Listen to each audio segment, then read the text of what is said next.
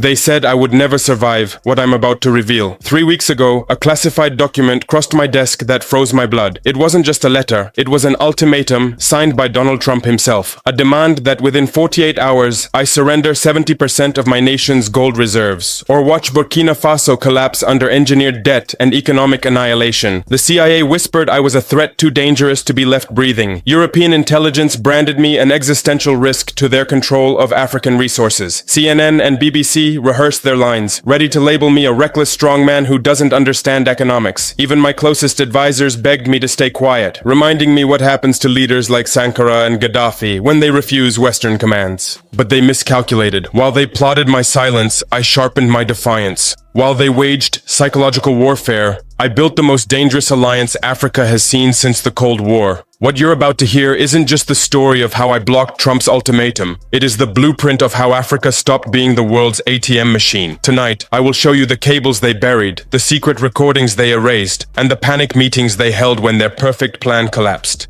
And I will tell you about the exact moment I looked the world's most powerful empire in the eye and said the two words that shattered their illusion of control: never again. Understand this. What they demanded wasn't a debt payment. It was economic terrorism disguised as global policy. A weaponized financial assault forged in the backrooms of Washington, Brussels, and the IMF, designed to strangle African independence before it could spark a continental revolution. The chain of events began with a leak, one of the most dangerous leaks in African history. At exactly 6:30 a.m. on August 12, 2025, a classified IMF telegram landed on my desk. The order was chilling in its precision. Surrender 70% of your gold within 48 hours, or transfer $5.6 billion in manufactured debt immediately. At the bottom, the unmistakable signature, Donald J. Trump, wielding not just the White House seal, but the combined financial firepower of the G7 and IMF. But here's what Western media will never admit. That morning in Ouagadougou, the ultimatum wasn't delivered by routine diplomats. It was hand-carried by emissaries representing Italian Prime Minister Giorgia Meloni and IMF chief Kristalina Georgieva. Two women convinced they were carrying Africa's surrender papers. Instead, they witnessed the spark of something else, the birth of a resistance that refuses to die. Trump's gamble was rooted in arrogance. He assumed African leaders would, as always, fold under pressure, that we would sell our children's future for temporary survival, that fear of assassination, sanctions, and propaganda would make us betray our people once again. This time, he was wrong. Traore shattered every one of those arrogant assumptions in the most spectacular way imaginable. That classified cable wasn't just a demand for gold, it was a blueprint. The entire Western strategy for permanent African resource control laid bare. What you're looking at was nothing less than economic colonialism 4.0. According to the plan, corporations from the United States, Canada, the United Kingdom, France, and Germany would immediately seize control of 70% of Burkina Faso's gold reserves under direct IMF supervision. All major export routes would be ripped from African hands and handed over to US-approved intermediaries. An American advisory board, in reality, a colonial council in disguise, would oversee every contract, every ounce of gold mined, every cent of revenue distributed. And in exchange for this legalized theft, a single sinister promise: protection from regime change. A threat so transparent, so brazen, it could barely hide the noose tightening around Africa's neck. But here's where Trump's master plan began to unravel. The most powerful man in Burkina Faso wasn't some trembling puppet who traded sovereignty for Western handshakes. Traore had been preparing for this exact showdown since the first day he took power. Months before Trump's ultimatum, while the West believed Africa was still asleep, a colossal secret had been buried under the scorched plains of northern Burkina Faso. Not whispers, not rumors, verified geological data, encrypted and protected with North Korean cyber tech, confirming the presence of colossal new mineral reserves that could alter Africa's destiny forever. Western satellites caught a glimpse only by accident. Strange energy signatures appeared over the Sahel. Within hours, US analysts traced incoming shipments of heavy equipment from Iran and Venezuela. Then the truth exploded across their screens. Gold, massive, untapped, impossible to ignore. Panic swept through Washington, London, and Paris, because by then, it was already too late. Traore had moved first. The gold mines, once controlled by G7-backed corporations, had been reclaimed by Burkina Faso's army. French contractors expelled, American mining firms locked out, Western profiteers dismantled overnight. For the first time in modern history, the revenue from Africa's veins of gold no longer flowed to Paris or Wall Street. It was being poured back into African hands for African development under African command. Imagine the emergency meetings in Western capitals that followed. Men in tailored suits sweating in oak-paneled war rooms, charts and graphs flying across projector screens as the words resource independence and contagion effect echoed like thunder. Because they knew this wasn't just defiance, this was a blueprint for revolution. If Burkina Faso succeeded, every African nation watching could follow the same path, reclaiming what was stolen and building futures without begging Western creditors for mercy. That, more than any tank or missile, terrified them. When Trump's ultimatum reached Ouagadougou, it arrived cloaked in the arrogance of empire, but dressed in the sterile language of policy. The cable was labeled Debt Recovery Strategy Framework. But the stench of extortion was unmistakable. Buried in the bureaucratic jargon were the demands. 70% of gold production handed directly to US mining giants and IMF-appointed managers under the false label of gradual debt repayment. Full control of export routes transferred to American-approved intermediaries. US oversight of every future mining contract mandated by force. And then, at the top of the page, written in thick red ink, sat the most chilling line of all. A handwritten note that stripped away any pretense.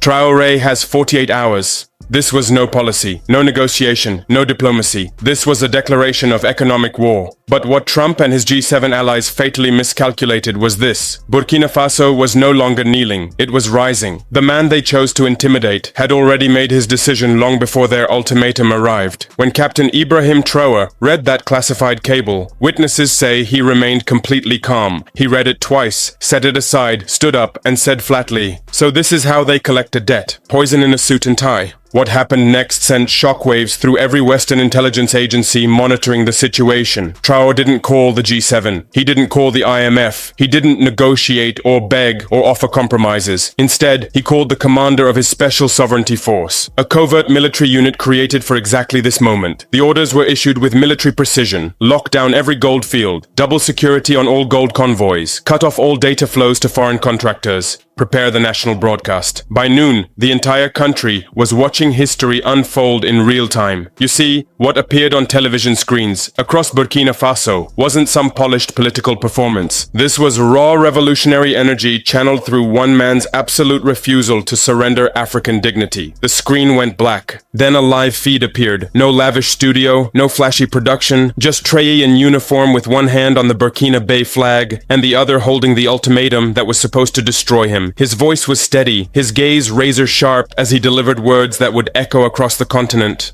To the people of Burkina Faso and to our brothers and sisters across Africa, they are not just demanding debt payments from us. They are not simply demanding 70% of our gold. What they truly seek is the fear within us. The entire room went silent as he continued. To those behind this insult, to Mr. Trump and his supporters, you have underestimated us. We are not Libya. We are not Iraq. We are not your playground. We will never surrender our land to repay debts you have imposed. We will never bow to your weapons or your banks. Then came the moment that changed everything. You gave us 2 days. Here is our answer. Now you have 2 days to take your greed, your threats, and your arrogance and leave African soil. He stood up, saluted, and walked off the screen. No questions, no deals, no surrender. But while Traoré's speech ignited celebrations across Africa from Dar to Dar es Salaam, another kind of storm was forming in corporate boardrooms and intelligence offices worldwide. At ExxonMobil, emergency calls went out to Washington. At Halliburton, teams worked frantically to assess the damage. At CIA headquarters in Langley, alarms were literally going off because Traoré had not just rejected their ultimatum. He had done it publicly, defiantly, and in a way that could inspire every African nation to follow his example. The pressure escalated immediately. CIA operatives began appearing more frequently in West Africa. Drone surveillance over Burkina Faso's gold routes intensified. Social media smear campaigns exploded across platforms calling Traoré unstable, reckless, and dangerous. Near the Ghana border, private military contractors linked to known intelligence companies were spotted moving into position. The message from Washington was crystal clear. This rebellion ends now. But Traoré's message had already been heard across the continent, and it was spreading like wildfire. Africa is not for sale. The Western response response followed a predictable playbook: create internal chaos while launching external propaganda warfare. Major news networks suddenly coordinated the same narrative. Burkina Faso was refusing to pay legitimate debts and leading the country toward economic disaster.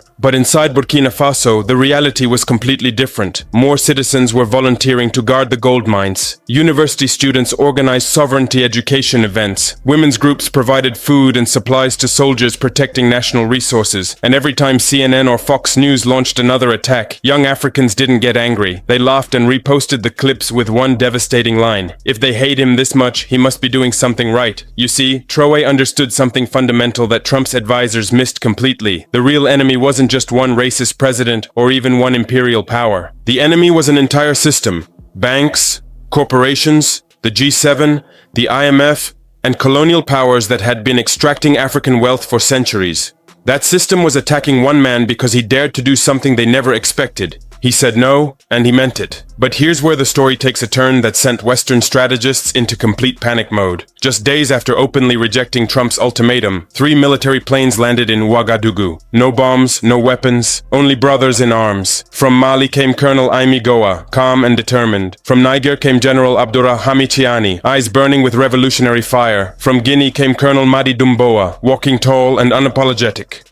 They entered the presidential palace together, and when they emerged, they stood side by side with Traore for the entire world to witness. Then came the words that shook the continental power structure: "If you touch Burkina Faso, you touch all of us." This wasn't just diplomatic support, it was the birth of a new doctrine, Africa's answer to NATO, the AES shield. Mali immediately sent experienced military advisors to guard the gold mines. Niger deployed logistics teams skilled in desert warfare. Guinea opened its airspace for emergency supply flights. The battle wasn't confined to physical territory. It exploded across digital platforms. AES-backed media launched a massive counteroffensive, exposing Western disinformation, revealing the truth behind the resource war, and flooding social media with one unified message: our resources, our future, our fight. The impact spread with revolutionary speed. In Bamako, crowds filled the streets showing support for Traore. In Conakry, murals appeared showing him standing on oil barrels holding the Burkina Faso flag high. Even in Chad and the Central African Republic, youth groups chanted AES or death. Western intelligence agencies scrambled to respond, but they missed the most crucial point. This was no longer just about Burkina Faso. This had become a pan-African firewall, and Traore wasn't backing down. He was moving forward, supported by a brotherhood built not from treaties, but from shared struggle and an unbreakable dream of African freedom. While Western powers raged behind closed doors, 2 global superpowers made their moves quietly, strategically, and without apology. China and Russia. They didn't arrive with threats or ultimatums. They brought something infinitely more powerful: support, technology, and a message that Captain Traore would never forget: you are not alone. Just 12 hours after Trump's ultimatum hit international news, a discreet Chinese delegation landed in Ouagadougou. No fanfare, no media circus, just engineers, diplomats, and a game-changing proposal that would reshape African economics forever. A fully operational gold mining facility designed and built in 90 days. A gold valuation system that bypassed Western banks entirely. And most crucially, a digital trade platform using China's digital yuan, cutting out both the CFA franc and the US dollar completely. Burkina Faso wouldn't just own its gold, it would control every step of the value chain from extraction to global market. Russia followed immediately with an even more dramatic show of support. The next day, a Russian military jet landed on a secure airstrip carrying advanced electronic warfare systems and dozens of unmarked crates labeled special defense assets. Translation: Burkina Faso's gold mines were now protected by Russian-grade anti-drone defenses that could detect and neutralize any Western surveillance or sabotage attempt. Washington was stunned into silence. CNN screamed about dangerous new alliances. The State Department accused Traore of selling out to dictatorships. But across Africa, nobody cared what the West thought anymore. To the people, Traore wasn't bowing to foreign powers. He was using every available tool to fight back against centuries of exploitation. To them, China and Russia weren't invaders. They were weapons in the arsenal of African liberation. And the AES Confederation wasn't just an alliance, it was the future of continental independence. By this point, Traore had achieved what many thought impossible in the modern era. He had rejected a US ultimatum, exposed a global resource grab, and brought China, Russia, and half of West Africa to his side, all while becoming the most famous African leader since Nelson Mandela. In the United States, mainstream media went into full crisis mode. CNN flashed red headlines. Burkina Faso refuses to pay legitimate debts. Fox News activated panic protocols. Dangerous alliances must be stopped. Talk shows filled with guests, IMF-linked bank CEOs, retired generals, corporate executives, all repeating the same programmed responses. Dangerous, unstable, a threat to global order. They called him crazy, a dictator, Putin's puppet, the next Gaddafi. Every racist stereotype, every colonial fear, every imperial anxiety channeled into character assassination, designed to destroy his credibility. But the internet wasn't buying any of it. African content creators flooded YouTube, TikTok, and Instagram with videos praising his courage. African Americans joined the movement. This man told Trump, "Over my dead body," and lived to tell the story. That's leadership. Pay attention. In Burkina Faso, young people turned Western propaganda into resistance art. They remixed CNN's fear-mongering clips into protest songs. They wore t-shirts reading, "If CNN hates you, you must be doing something right." Traore was no longer just a president. He had become a symbol, a viral phenomenon, a movement that transcended borders and platforms. Even Time magazine couldn't ignore the global impact. Their digital cover read, "The man the West can't bully. Inside Traore's African uprising."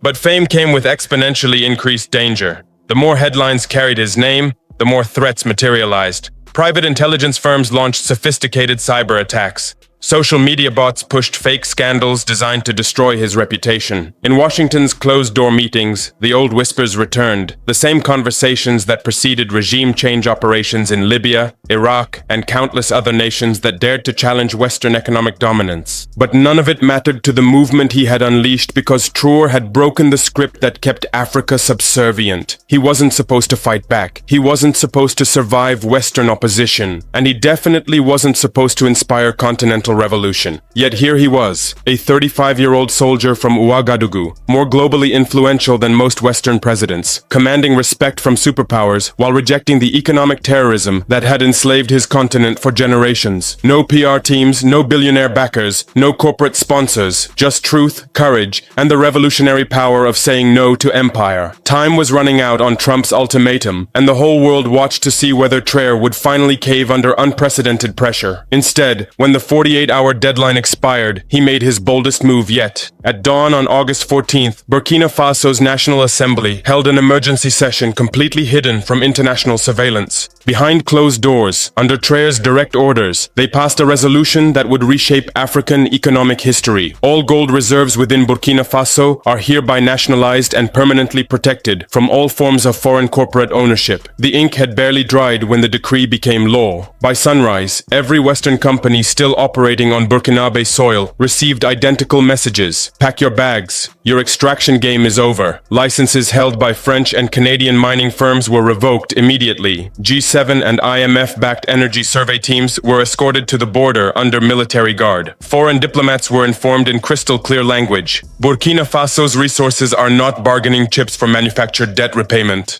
Then Traore appeared on national television for what would become the most watched speech in African broadcasting history. No military uniform, no weapons display, dressed only in traditional Burkinabe attire, speaking directly to his people and the world. "We've been exploited for generations. Now that we've discovered our wealth, they want to steal it again. But I am not here to serve empires. I am here to serve my people, a people who have suffered far too long under economic colonialism." He paused, letting the weight of history settle over his words. "Burkina Faso is not afraid, and I will not negotiate with thieves." The streets erupted immediately. Drums pounded through the capital. Fireworks lit the African sky. Crowds danced and chanted the phrase that would echo across the continent. He said no, he said no, he said no. Online, the movement caught fire again. Young Africans posted videos holding soil, minerals, or coins, whispering the phrase that became a continental rallying cry. "We protect what's ours." Trump's ultimatum had expired. The economic terrorism had failed. And Traore hadn't just survived the pressure. He had rewritten the rules of African-Western relations forever. 2 days after his historic defiance, the G7 and IMF went mysteriously silent. No press briefings, no diplomatic statements, just nervous whispers in military offices and real alarm bells ringing in corporate boardrooms worldwide. Then, at exactly 7:42 a.m. Eastern Time, Donald Trump broke the silence with an all-caps social media explosion that revealed the full extent of Western panic. Traore just made the biggest mistake of his life. Africa will pay for this. The internet detonated. Journalists scrambled for reactions. Cable news devolved into shouting matches. Markets in New York dipped as investors braced for economic warfare escalation. But in Ouagadougou, Captain Traore didn't flinch. When aides showed him Trump's threat, witnesses say he smiled and responded with words that perfectly captured the moment. That's the sound of an empire losing control. The threat was undeniably real. Satellite surveillance over West Africa tripled overnight. The US Navy quietly repositioned warships closer to the Gulf of Guinea. AFRIM issued discreet warnings about rising regional instability. But Burkina Faso's military response was immediate and decisive. Anti-air defenses went fully operational. Gold transport routes were sealed under military protection. Emergency protocols activated across all strategic installations. The AES allies moved with synchronized precision. Mali sent armored units to border positions. Niger activated comprehensive air defense radar to monitor shared airspace. Guinea announced a joint rapid response pact, promising immediate retaliation against any foreign attack on Burkina Faso. This was no longer just governmental solidarity. It had become something far more powerful and dangerous to Western interests. Ordinary people across Africa spontaneously rose up in unprecedented displays of continental unity. In Nigeria, South Africa, Kenya, and Senegal, thousands gathered outside US embassies, carrying signs that read, "Touch Trump, and you touch all of us. Africa is not your minefield. Keep your democracy. We'll keep our dignity."